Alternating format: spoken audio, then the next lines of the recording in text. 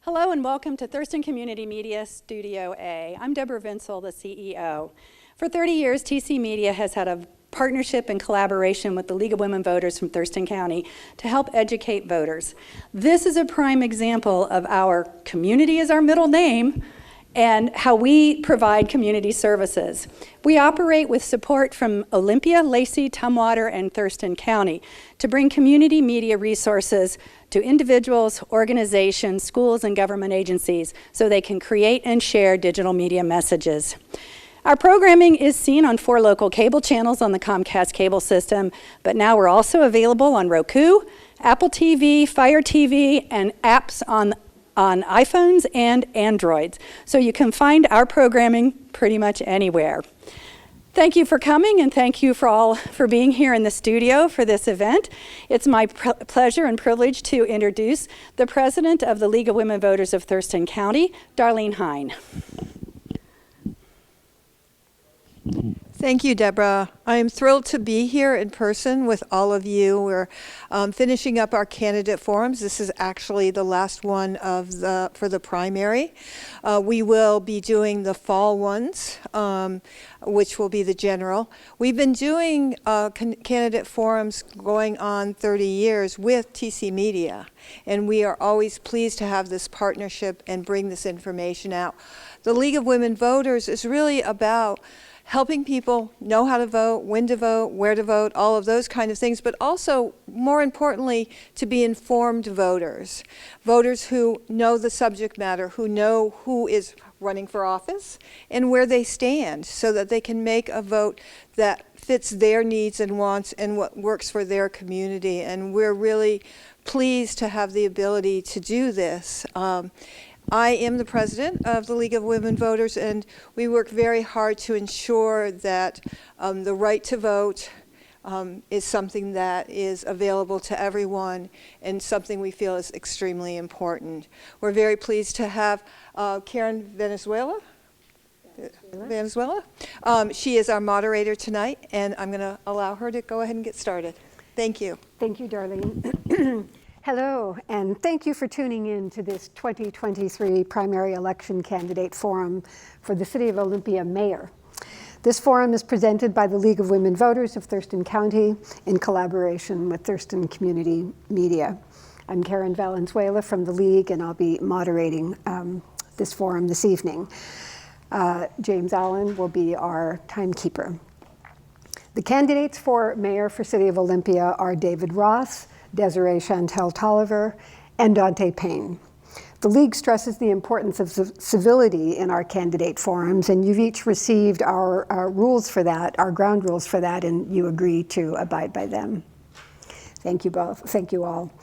We've asked the audience to submit questions, which I will read after we've done our introductory remarks. We've also asked the public to submit some questions, and we've gotten several from the public. The questions will be directed to all 3 candidates. No fair asking a question for only one candidate to respond to. We won't be doing that this evening. So also let me remind everybody before we get going to mute your phones. And also a request from our studio audience, please hold your applause until the very end of the forum. I'm going to ask the questions in reverse alphabetical order to start, and then I'll alternate so that each candidate has the opportunity to be the first one to respond to each question. Each candidate will have a minute to respond to the questions. Watch the timer. When it turns yellow, that means you have 15 seconds left, and when it turns red, please stop. Although, please finish the sentence that you're engaged in. If you don't notice any of these signs, I'll be giving you a high sign that your time is up. All right, so for our first question, I will begin with David Ross. David, please tell us why you believe you're the best candidate for this position.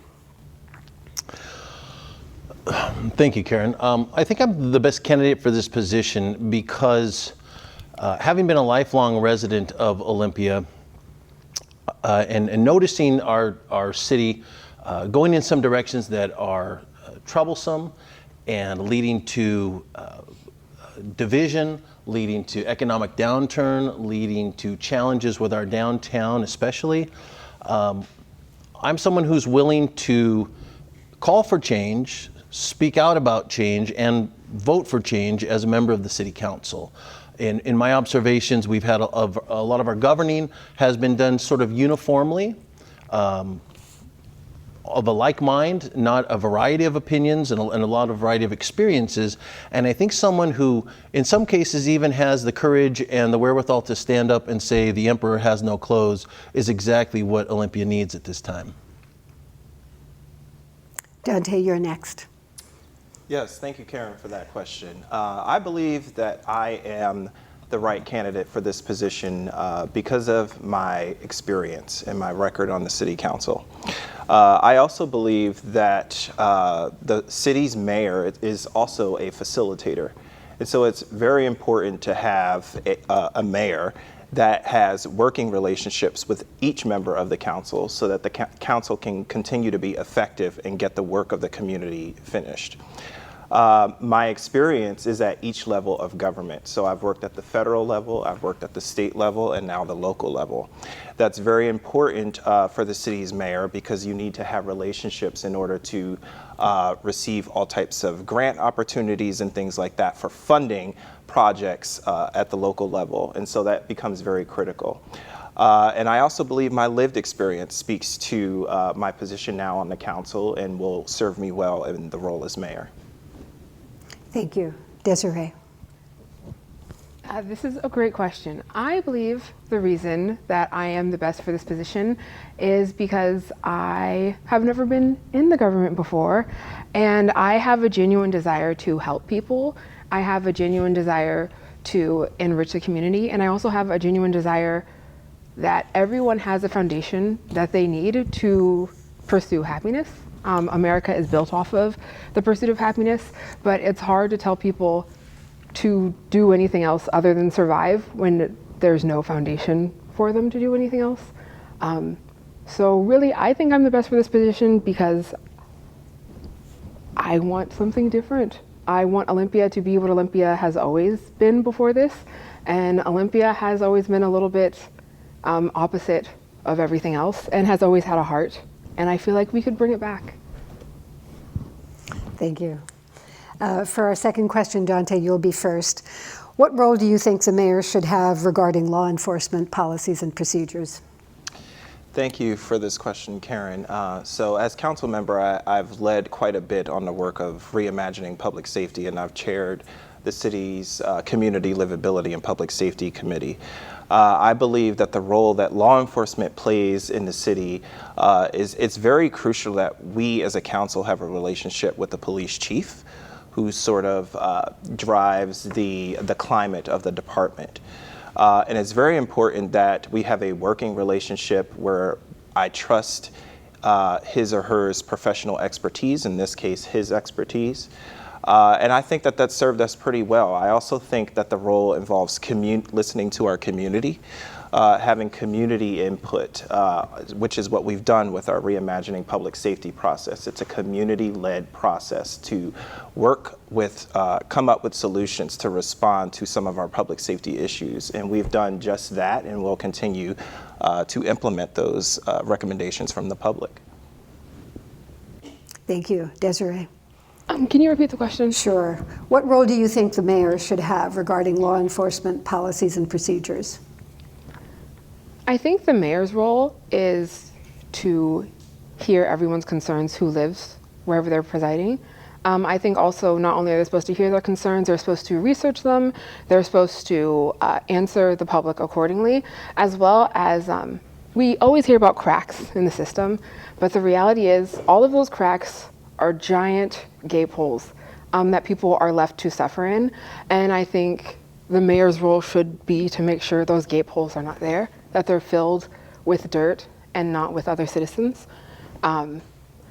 So yeah, they need to be involved in every aspect, not necessarily the only voice, but they definitely do need to advocate for everyone who they're representing. Thank you. David, would you like me to repeat the question? Please. What role do you think the mayor should have regarding law enforcement policies and procedures?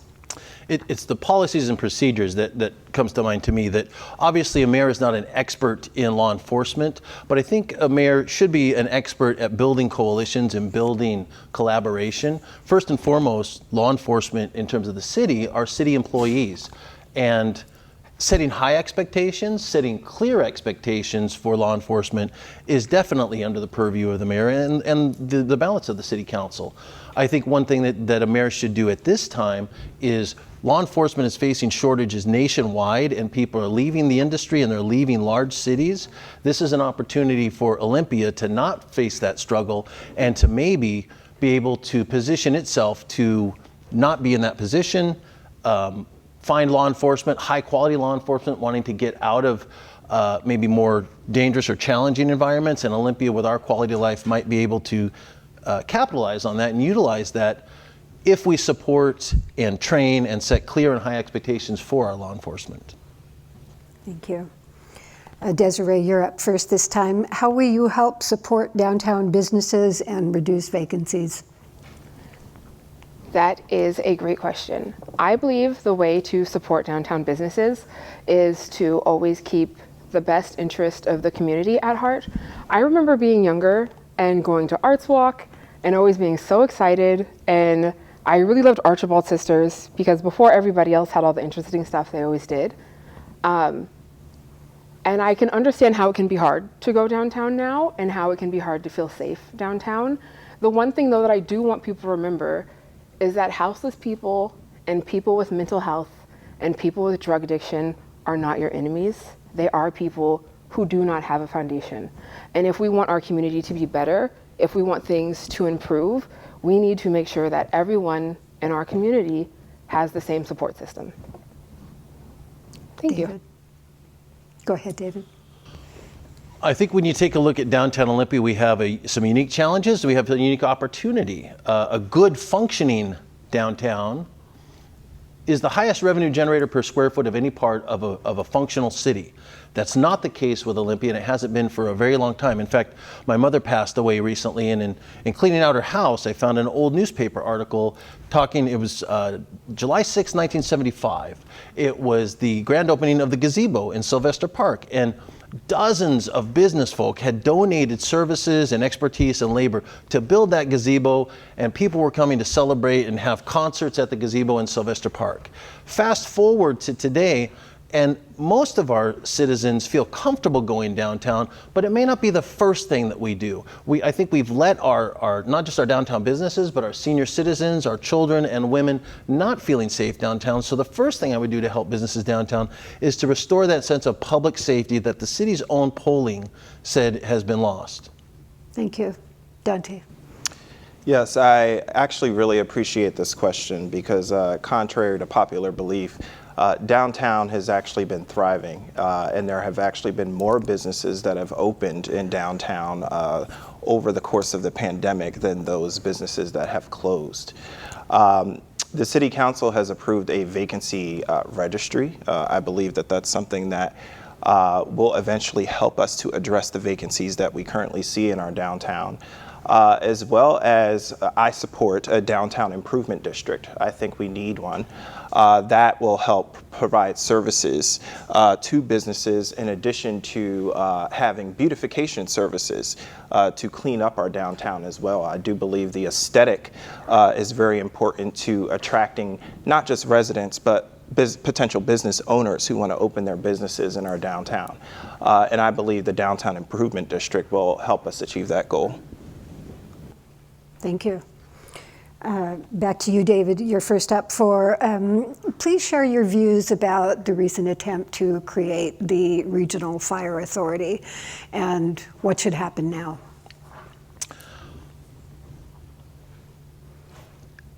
In looking at City Council, I heard a City Council member a while back say we fly at the 30,000 foot level and we don't get down into the nitty gritty of city policies. I beg to differ, but in regards to combining services and cost savings and better quality of life or better life for firefighters, I deferred to associates of mine who decided that we would be better off keeping things the way they were, and I think the voters concurred with that.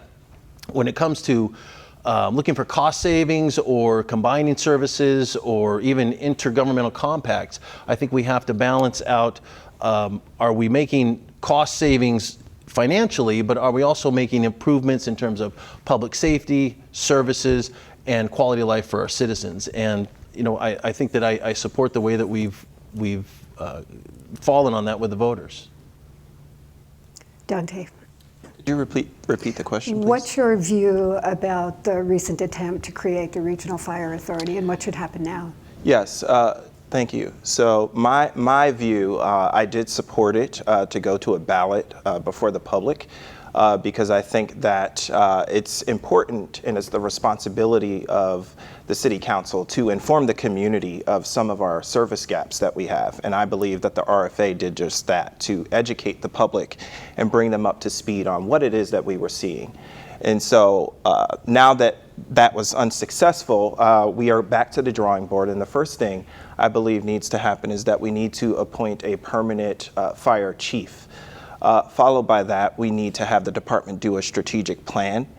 And I believe we also need to have a staffing study at some point of the fire department. So in addition to that, we'll have the basic life support and OFD cares programs, which I believe will also help fill some of those service gaps that we're currently seeing in our department. Thank you. Desiree.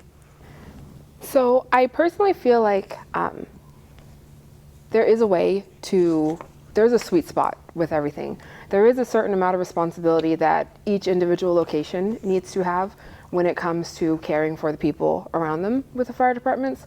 But there are also things that it would not only be more cost effective, it would create more consistency, it would create more accountability, and it would also just ensure not just the enrichment of your specific community, but even the backyards that are not close to yours.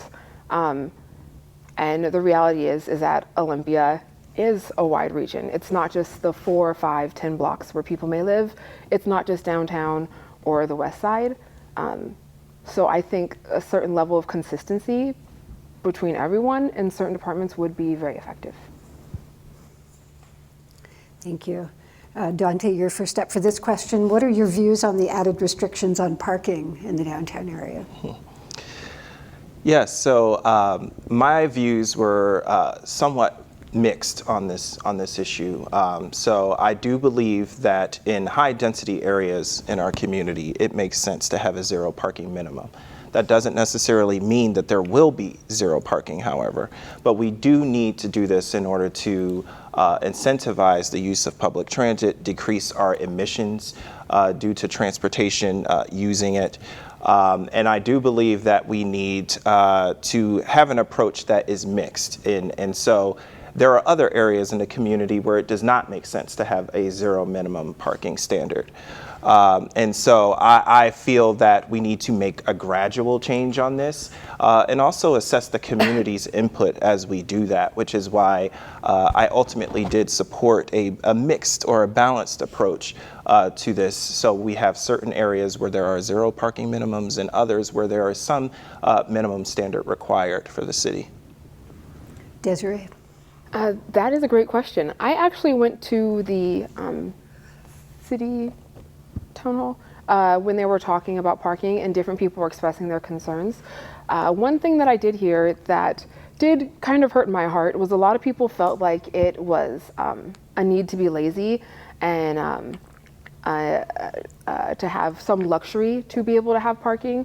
And the reality is, honestly, the roads, the streets, the sidewalks are not well enough for someone with a wheelchair, someone with a walker, someone with small children and groceries to walk through the streets at night. So I think all of those things do need to be taken into consideration. I think that maybe one of the builders associate representatives said it's between $5,000 to $35,000 per space when they have to build parking. Maybe there's a way, if they're not going to have parking, that could be put back into the community to ensure people can successfully live in an environment where they don't have a space to park.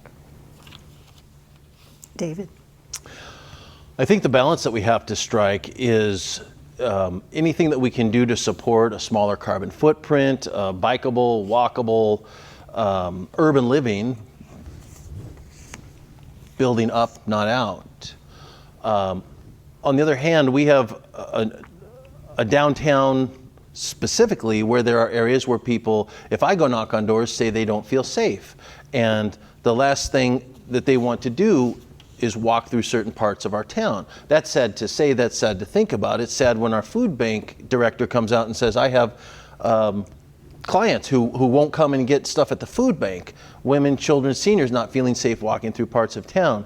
So while we espouse this, because of public safety, we espouse this commitment to low carbon living and a small carbon footprint, if we don't provide the public safety that makes everyone feel welcome and safe in those places, we're sort of shooting ourselves in the foot. Thank you. Desiree, you're up first for the next question. What would you propose to address homelessness? This is a great question. I did not want to admit this, but very recently I was houseless. I was living in my car with my child. Unfortunately, like I said, the cracks are huge. They are gaping sinkholes, and there's not a lot of resources out there for people. When I was in the shelter, I lived in the shelter for about 4 months, and I was able to get out. One of the biggest roadblocks I think that prevent people from being able to overcome other challenges is that they don't have certain foundations. They've never had the luxury of being able to overcome other things from even their childhood that have snowballed throughout the rest of their life. And it's really hard to tell someone, just go out and be normal when they have all these other challenges that they're facing, especially when you've fallen so hard that you can't even afford a toothbrush. So I think overall encompassing support would be the best thing to do. Thank you. David? Well, I spent 5 years as Thurston County's homeless outreach case manager, doing direct outreach, direct service to homeless, mentally ill, and chemically addicted people in Thurston and Mason County. And things have changed drastically since the time that I spent those 5 years doing that. But I will say that whether it was liaison with the courts before we had a mental health court, writing grants for federal assistance for down payments or security deposits for getting apartments, one thing that has changed about some of the laws and about some of our policies and the way our funding works is we don't have enough incentive to help people help themselves. We don't have enough carrot and stick approach, if you want to call it, tough love, if you want to call it. It's obvious to everybody's door that I knock on. I will say that to a person, that what we've been doing for the last 10 years has been an utter failure and is destroying the quality of life of our community, and we need to do something different that includes incentive and enforcement. Thank you. Dante? Thank you, Karen, for this question. I actually believe that the City of Olympia is on the right track with addressing this issue. When you look at the fact that just as of 2018, the city did not have an internal dedicated staff to deal with housing and homelessness issues, and now we do. And we've done an incredible amount of development in that time, and also have housed a number of people since that time. So it does take time for a municipal government to address these issues, especially when they're so systemic and they go beyond our borders.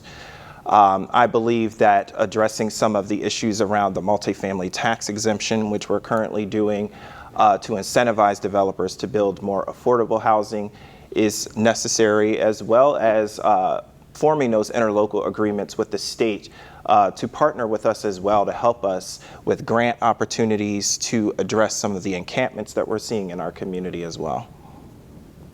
Thank you. David, you're up first for the next question. How will you respond to calls from the community to investigate OPD-involved shootings and/or deaths? How would I respond as mayor to calls to investigate?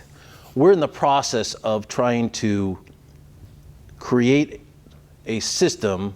Well, I think 3 layers of a system has been in process, trying to be developed. I think one of the things that we need to do to investigate calls on police behavior is to have that be done by an outside investigation, which it is by a team that's not good enough for some folks. We need to have citizen input on what is acceptable in terms of police standards and policies and procedures. We need to have a way to have our citizens' voices feel heard, but we also need, I think, our leaders, meaning our city council and our mayor, to at the end of the day support our public employees if they have been found to be well behaved and following policies and procedures. We wouldn't do some of the things we've done to our local police to our code enforcement or our building inspectors, but we seem to have made police the scapegoat for a lot of issues. Dante. So first I want to start by saying that I believe the mayor's role when it comes to officer-involved shootings in our city really is to just take a beat and pause, despite what the community is pressuring elected officials to do. I actually find it to be troublesome when elected officials either prematurely speak or meddle in the business of investigations. And so I'll just lead with that.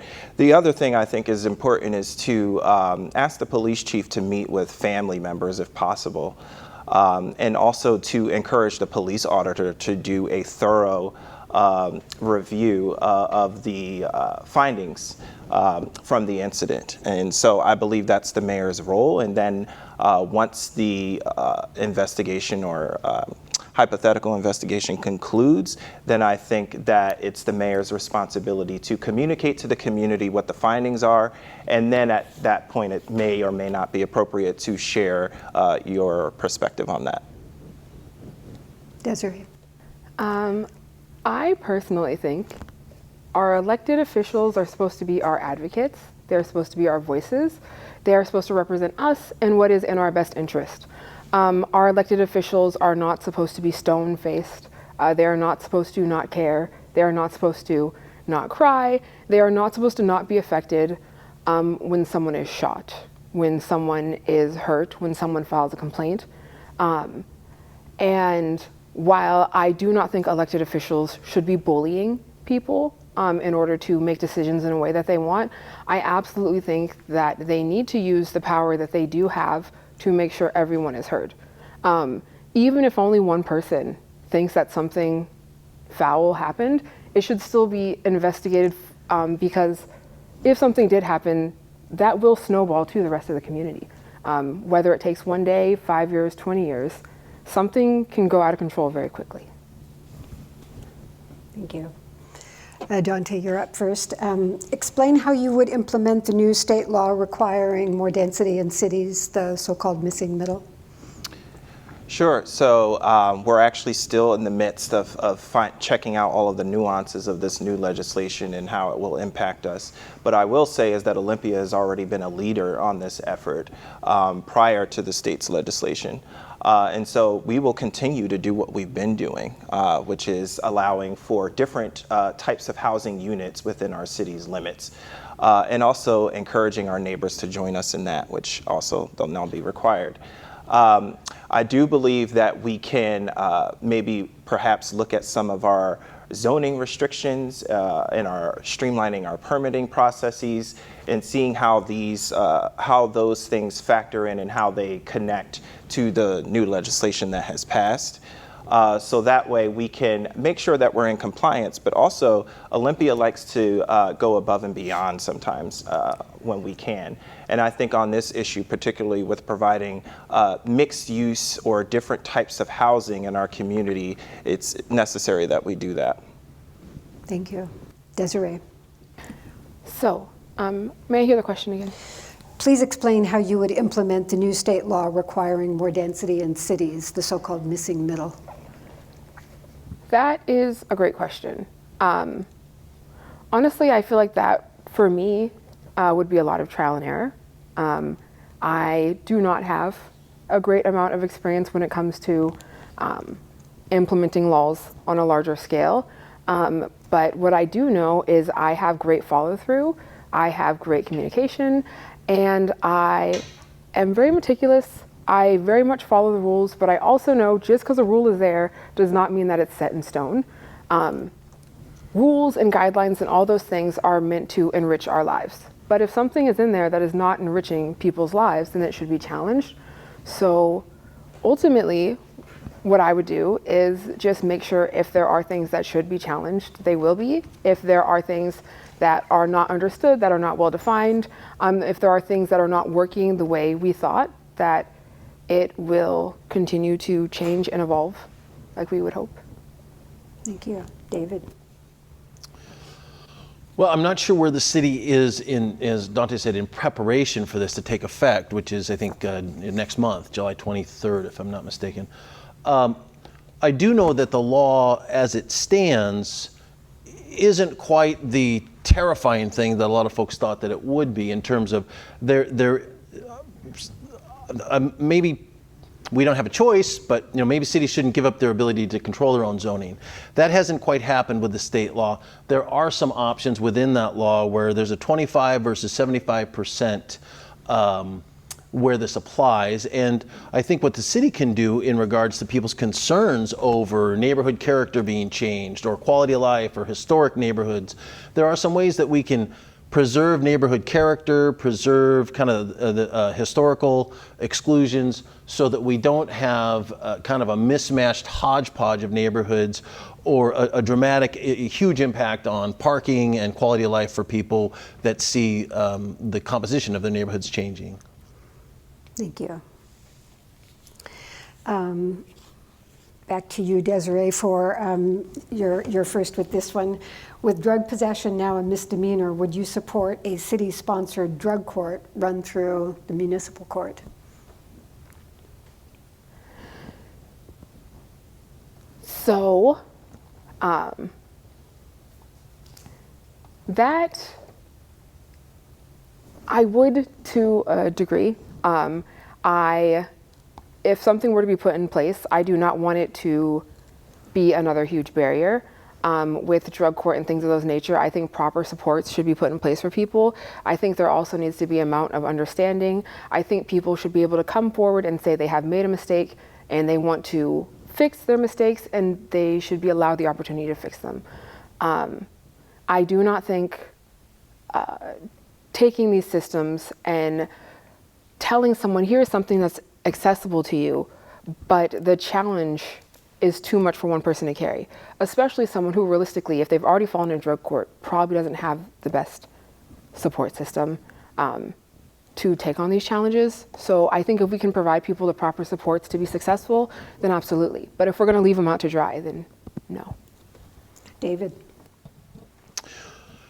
Years ago, before Thurston County had a drug court, I would get called down by Olympia Municipal Court to meet with someone, and I think it was Judge Jordan at the time, and it was very rudimentary. It was, you will work with Mr. Ross and his association or his agency and do these conditions of release, and if you don't, there will be consequences. And that was rudimentary at best. It didn't have all the great supports that some of the more comprehensive drug and mental health courts and so forth have today, but it worked because it had a balance. And I would absolutely support a community municipal drug court with that same balance. If we provided enough services, if we had enough access to treatment beds without a 6-month wait and things like that. But we'd also have to make sure that we accounted for when folks don't literally want to comply, when folks are habitually reoffending and there are no consequences to help them hit rock bottom and make choices in a different direction. Dante? So I believe that Olympia Police Department needs some type of intervention technique. And I think, given the new law that has passed, I believe that this is an opportunity for our department to be able to refer people to a drug court. So I would absolutely support that. We need some type of intervention. We cannot just sort of have a hands-off approach when it comes to drug use in our community. And we know that over-incarceration does not work as well. And we know that this is a sickness, frankly, drug addiction. And so I believe that this approach is a humane approach to understanding the situation and not criminalizing those who really do need the help. And so I would support the city's actions to initiate something like that, which I believe is also part of our reimagining public safety work strategies as well. Thank you. So David, you're up first for the next question. Which boards, commissions, committees, et cetera, do you want to serve on as mayor and why? I would like to serve on, we have kind of a little bit of public safety split between two boards with the city. I would like to serve on either of those because over the past few years with such a divisive, I think, national political scene and tragic events of the death of George Floyd, local events with some incidents with police here in Olympia, we have a portion of our population that doesn't feel safe and thinks we need a whole lot more police, and a portion of our population who doesn't feel safe from police. And that needs to change. We need a bridge built, and we need voices heard, and we need reconciliation so that we can function again as a collaborative community rather than sort of a microcosm, a divided version, a local version of our divided national community. So I'd really love to serve on either of those. Dante. Yes, so I would like to eventually serve on the council's committees of Land Use and Environment Committee as well as Finance Committee. I think it would be important to at least spend some time on those committees internally. And then externally, I would like to eventually sit on the Lodging Tax Advisory Council as well as the Law and Justice Council. I believe that the lodging tax is very important, that there is an equitable approach in the work that the Lodging Tax Advisory Committee does. And so I believe I would be able to bring that perspective and that lens to it, as well as that I believe it complements our work in terms of boosting our economy and advancing our tourism. And so I think that would be a very important assignment for the mayor to be seated on. Desiree. Thank you. Honestly, I will say this. I used to be an initial loss reporting representative at an insurance company, which is essentially where they take your claims. And I used to ask a bunch of questions that felt irrelevant. And then I was promoted to a claims adjuster, and I found out why I asked all those questions. With that being said, I feel like I would want to dip my hand in every pot that's available to me. Maybe not super extensively, but I feel like when you at least have a basic understanding of how something works externally and internally, it can really help when you are trying to resolve other issues, because sometimes things you don't think about being connected actually are. And the way that they're intertwined together is kind of like building concrete. So, yeah. Thank you. Dante, can we have a downtown where women and children and older people feel safe and welcome? Yes, we can, Karen. And I believe we're on the right track to do that, which is also why I support what I mentioned earlier, a downtown improvement district. I do believe that so much of the experience of downtown has to do with the aesthetic. That includes property, crime, vandalism, graffiti. The aesthetic of downtown and frankly the city contributes to how people feel and whether or not they feel safe in our community. And I think addressing those issues will ultimately, you'll start to see a shift in people's perspective and their attitude and the way they carry themselves throughout our community. I also think that we really need a robust response to substance abuse and mental health. Similar to like housing was just left with the county, I believe that the city needs to start taking up some sort of more aggressive approach in those areas so that you'll see a major change in the downtown. Desiree. I would just like to say, personally, I think downtown is not as dangerous as people think it is. I'm not saying there are not risks out there. I'm not saying there are not situations where you should be more aware. Like I mentioned, I slept in my car with my child for quite some time.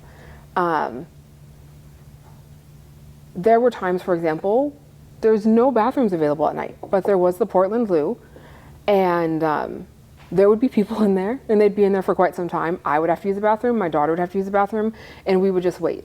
Yes, if we would have went over and banged on the door and we were like, hey, we need to use the bathroom, there could have been an escalation. But, and I'm not saying that you should have to lessen who you are or you should have to suffer for other people, but there was also the understanding on my end that those people were going through something and they also have nowhere else to go besides that bathroom. So I think downtown is a lot safer than people think it is. And if they didn't see their neighbors, even their houseless neighbors, as their enemies, they wouldn't feel so insecure. Thank you.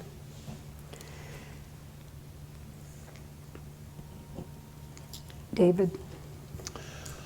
I think downtown definitely can be a safe, welcoming heart of, and I won't say our city, because in truth, the downtown is the downtown for Thurston County. No offense to my friends from Tumwater and Lacey, but when people say downtown, they're talking about the historic downtown of downtown Olympia. We're talking about where we have a study that's been sitting for 8 years about the greening of Capitol Way and making the entrance to our capital city a welcoming and environmentally conscious design that leads from our state capitol campus really down to Farmers Market. Today, if you walk out to the corner of 5th and Capitol, you can look in almost all 4 nautical directions and see vacancies. The way that we change that, we could put all of that on blaming homeless people or blaming addiction or blaming mental illness. But I think that's a little bit of a superficial scapegoating. And the way that we do that in the bigger picture is to plan for making our downtown the heart and soul of our community once again, taking pride in it, taking pride in it. Thank you. Desiree, you're up first. Please talk about how the city has fallen short with encampment support and what you would do differently. Oh, this is a great question. Things that I would do differently. Number one, I will say, as much as people love to talk about mental health, there's not a lot of funding actually going into mental health. The systems are already overloaded. The people who work there are already working the positions that they're working because they genuinely care, because they do love others, because they do understand that when you have so many gaps in your life, it is hard to have a full cup. I think the best thing that the city can do, honestly, is to house people in camps. I believe it was in Utah where they first started housing houseless people, and when they housed them, they saved $15,000 per person to provide them just a house and all the other costs that there is to having people living on the streets. So I think that would be the first step, is getting people into permanent structures, and then we can focus from there on integrating them into the community. Thank you. David? Encampments are a difficult and controversial topic in our community. I think one of the challenges we see is there is not a one-size-fits-all approach. We cannot just sweep all the camps and put people in shelters.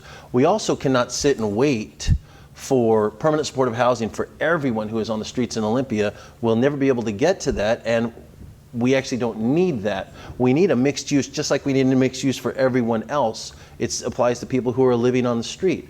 The difference, I think, that where we've fallen short is we've allowed a community to grow to where it's causing problems, and I don't mean the homeless community, I mean a specific encampments where it causes problems where maybe youth at risk who might otherwise end up in Job Corps or getting their GED or joining the military or doing something else, getting pulled into things or becoming a target for drug dealers or prostitution. So these encampments kind of come with baggage that is not only good, it's not good for the residents and it's not good for the inhabitants of the encampments themselves. Dante? This is a great question. Thank you. I believe that the city's One Community Plan specifically states that we are to go around and make sure that we are hotspot checking, so to speak. So what should we be doing differently? We need to make sure that when we do break up an encampment, because we have provided additional housing and shelter for the folks that are in those encampments, we need to also make sure that there are no new encampments that are coming back up. So this is something that we are putting a greater emphasis on, and what I would like to place a greater emphasis on as mayor is making sure that we do not have that we're not breaking up encampments and scattering people throughout the city.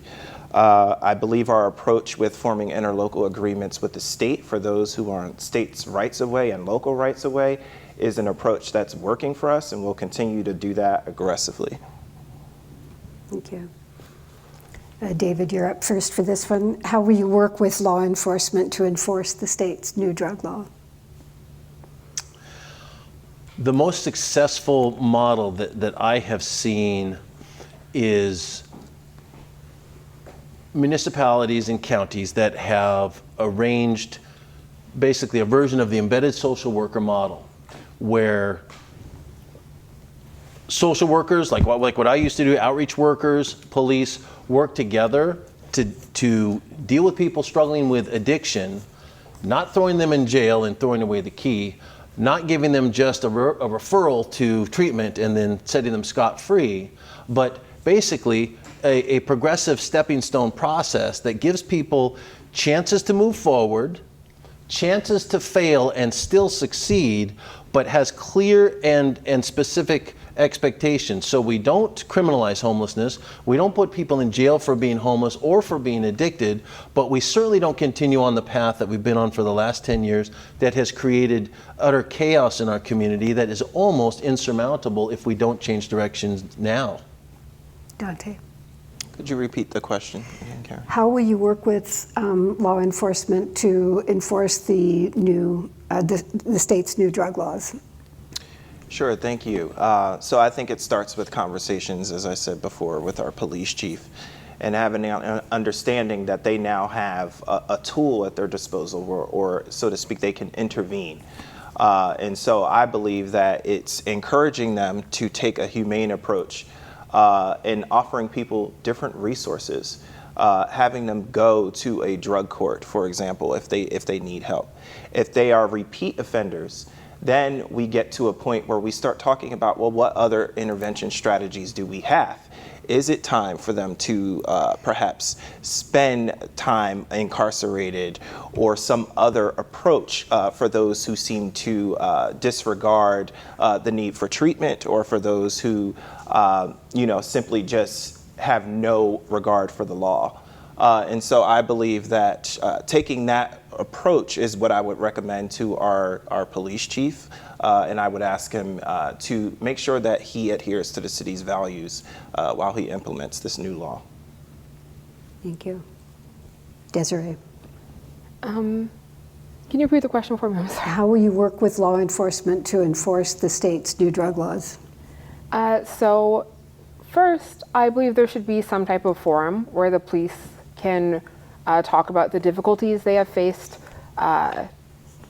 previously, and the areas of concern within any new laws and any challenges they may have with those new laws.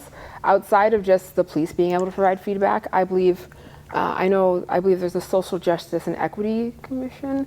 They can also just double check and make sure that things are being done to actually support people, even when we're told that we're doing them. If we're not, someone who can actually expose the truth and make sure that the people of our community are not just treated like free labor. I personally think if we're going to think about punishing people for not wanting to integrate into society, that it should be more about giving them the proper tools to integrate versus making them angrier and making them feel more outcast. Thank you. That brings us to the end of our questions for each of the candidates. Now I'll give you each an opportunity to make a 1-minute closing statement. Dante, we'll start with you. Yes, so I'm running for mayor because I believe that we're in a time where our city needs stable leadership. I have great working relationships with each member of the council. We'll need to continue being effective as a body, and the mayor is a facilitator of that work. The work that involves boosting our local economy, advancing tourism, addressing the need for more affordable housing in our community, more permanent supportive housing, the lack of mental health care services and other services, social services. I believe that improving the quality of life for our residents is extremely important. We're at a time where I don't know if our community is feeling it, although our city is thriving. And so as mayor, I want to work on improving the quality of life for our residents, embracing our growing diversity in our community, and making sure that we continue to lead the way as the capital city. Thank you. Desiree. I want to say I respect Dante so much. I believe that he has accomplished a lot, and I believe as someone who also faces many barriers with people having opinions of you before they know you, what you have accomplished is so admirable. But I do not believe that stability is what is going to get Olympia further. And I'm not saying that as against you. I'm just saying for me, I believe some things do need to be shaken up. I think things need to be changed. I think that alternative routes need to be created. And ultimately, my goal with running is not just to make a political statement. I know when I've spoken to some people one-on-one, they feel that way. I genuinely have an interest in bettering all of Olympia, and I would hope that people could let me know their desires for Oli as well, so we can have a community everyone can enjoy. Thank you. David. 4 years ago, I asked Olympia to consider voting in a different direction, and I was humbled at the outpouring of support. I was also humbled at the outpouring of support that was just a little bit more than that different direction that I suggested. 4 years later, I can only surmise that the things that I had concerns about, the things that I had expertise in and experience with, have only gotten worse. To that end, I'm asking Olympia again to consider, do you feel like the city is better off than it was 4 years ago? And if not, I would ask you to consider to vote in a different direction. If you'd like a team that stays consistent and stays the course, then I may not be the candidate for you. However, I am a team player, I am a team builder, but I also have the courage and the spine to stand up and say, hey, the emperor has no clothes. And right now, some parts of Olympia, the emperor has no clothes. Thank you, David. Dante Payne, David Ross, Desiree Chantel Tolliver, thank you all three for participating in this forum. The League sincerely thanks Thurston Community Media for all of the work they have done to help make this forum happen. For years, the League and TC Media have worked together to educate voters in Thurston County, and we couldn't do this work without you. The League of Women Voters is proud to be a nonpartisan organization, neither supporting nor opposing candidates or political parties at any level of government, but always working instead on vital issues of concern to members of the public and to defend our democracy and empower voters. Despite our name, we're open to everyone. For membership, please check our website for how to become a member. And of course, we encourage viewers to be a voter. In the primary election, you'll get your ballots in the mail about mid-July, and you have until August 1st to cast your vote. Thank you very much for attending this forum. Thank you.